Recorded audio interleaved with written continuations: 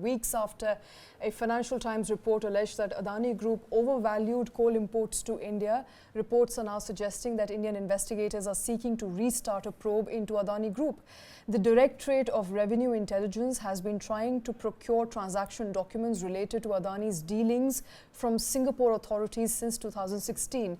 They have now asked the Supreme Court to allow the agency to collect evidence from Singapore, a step they say that the company has thwarted for many years now. The agency suspects many of the group's coal shipments imported from Indonesian suppliers were first billed at higher prices on paper to its Singapore unit, Adani Global Pte, and then to its Indian arm here in India. A Reuters report suggests that in October 9th legal filing, the Revenue Intelligence Agency has asked India's Supreme Court to quash a previously lower court order that allowed Adani to block authorities from collecting evidence from Singapore. Adani Group has denied all wrongdoings, saying that Indian authorities assessed its coal shipments before releasing them to the ports. The battle that has been playing out now for a while. Kartik joining me here in the newsroom. Kartik, it appears that Financial Times report that we here extensively reported about a couple of weeks ago, a lot of those allegations are in line with what the agency is saying now in its legal filing. Shweta, I think the Financial Times report was actually a built-up on what the DRI, the investigating agency, had already initiated investigations on. And I think Financial Times had picked up that story from the point where DRI had left the story. If you remember, Financial Times had picked up data from 2019 to 2021, tracking coal shipments from Indonesia coming all the way to India using multiple routes.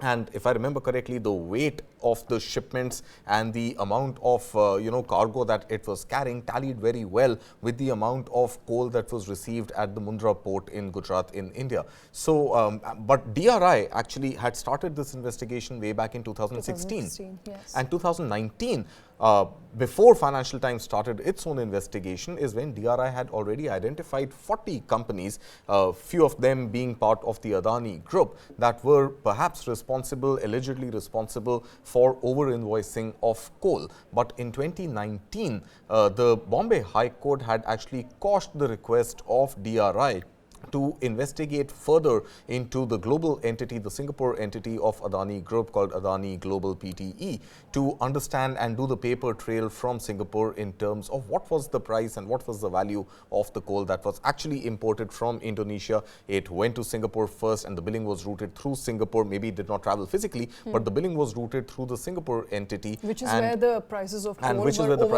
coal were overvalued by as much as 100% in some cases. And overall, a $5 billion worth scam in the making is what the allegation back then was.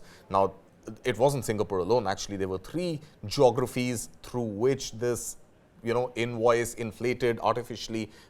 artificially inflated invoices were generated. Singapore was one of them, there was Dubai and there was Taiwan. And then the Financial Times report that you refer to was able to actually, in 2 out of these 3 cases, identify who the last beneficiaries, owners and their potential linkages with the Adani family seem to be.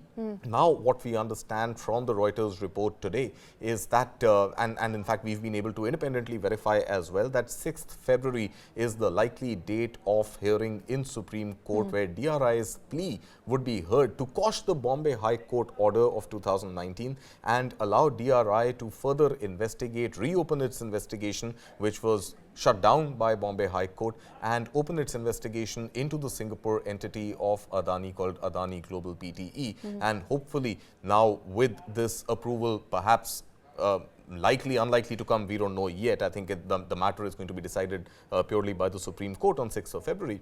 But a willingness for DRI to oppose or to sort of appeal against the Bombay High Court order and renew its investigation, reopen its investigation seems to be in the making right now. All right, so here's what we know so far. In 2016, DRI initiated an investigation into Adani Group. It hit a roadblock because it could not procure... A total of 40 companies including Adani Group? 40 companies including Adani Group. It hit a roadblock because it could not procure documents from Singapore at the time. Yeah. It went to court. The court did not allow jurisdiction in that area, and hence the investigation could not be carried forward. Absolutely. Since 2019, there's been a status quo. until, of course, the Financial Times report that emerged about a couple of weeks ago. That's right. Hinting that the scam continued, or alleged scam continued, from 2019 onward. Financial Times at least till 2021. At least till 2021, which is when they went through all the documents, they procured all the documents, they were able to match the invoices and come to a conclusion. The report came to a conclusion that there was over-invoicing, overbilling, and hence overvaluing of coal that was transported by Adani Group. What happens here on if the investigation opens up? If you allow me, I'm not sure if the Financial Times report was independently able to conclude that it was the same coal we were talking about, and it also made a couple of disclaimers within its report suggesting quite clearly that perhaps it was indeed superior quality coal and hence Adani Group paid the higher amount. But and then also spoke to two experts who delve and Agreed. who study superior quality coal, stating that even the premium paid was much higher. Agreed. But I think that disclaimer did come out in the FT story, and in addition to that, I think because the matching was done basis the time taken for a shipment to pass from Singapore all the way through to the Mundra port in Gujarat in India, and the volume, the quantity of the coal that was exported from Indonesia arrived in India. So while there was a mathematical scientific approach in that investigation, but Financial Times also made it clear in its own report back then that perhaps this could all just be, it could be a coincidence pretty much, So, so coming back to your core question, what happens from now? I think all eyes are going to be on Supreme Court on 6th of February. Will DRI be granted that permission, that approval to go ahead and investigate Adani Global PTE? And if that approval is given, then perhaps further investigations into Dubai and Taiwan, in addition to Singapore, should be the next step, next logical, progress in this case, which has been ongoing for many years now. On the other side, if Supreme Court decides to uphold the Bombay High Court verdict, and if the investigation continues to be quashed, then pretty much this story dies down and this case comes to an end. It's the end of the road for an investigation into overvaluing of coal. Yes. For now, we know 6th of February is the deciding date. That's in right. all of this, I want to jog our viewers' memory to what the original allegations are. Which ones are you talking about? Because we are talking coal about overvaluation. Right. So particularly from 2016 onward, the fact that DRI has been investigating whether the coal received in India was overvalued as opposed to the price that Adani Group actually paid at procurement versus what arrived in India, and hence did us, the consumers, had to pay more. Right. So two stories there. One story specifically that we are discussing right now is this alleged coal invoicing, overvaluation of coal import into India. Just to sort of run through that story, there was a DRI investigation in the Adani Group starting 2016. Where there was an allegation against the Adani Group and 40 other companies that the coal being imported into India is actually the invoice value at the Indian port seems to be much higher than the fair value of coal. At the same time, there was investigation which was conducted which suggested that Singapore, Dubai and Taiwan, there were 3 separate entities and 3 separate end beneficiaries which probably did have a link to the Adani Group and the family, the promoters of the Adani Group. And the coal was actually the original invoice, the billing was done through those 3 entities. However, coal was perhaps imported actually from Indonesia, and the billing was done from these 3 different entities. As much as $5 billion worth of overinflation in coal, which resulted in coal then in India being sold at already a much higher import price and a premium attached to that, resulting in higher electricity charges for consumers. Expensive. And there is another second parallel story on, which is the Hindenburg research allegations. And just to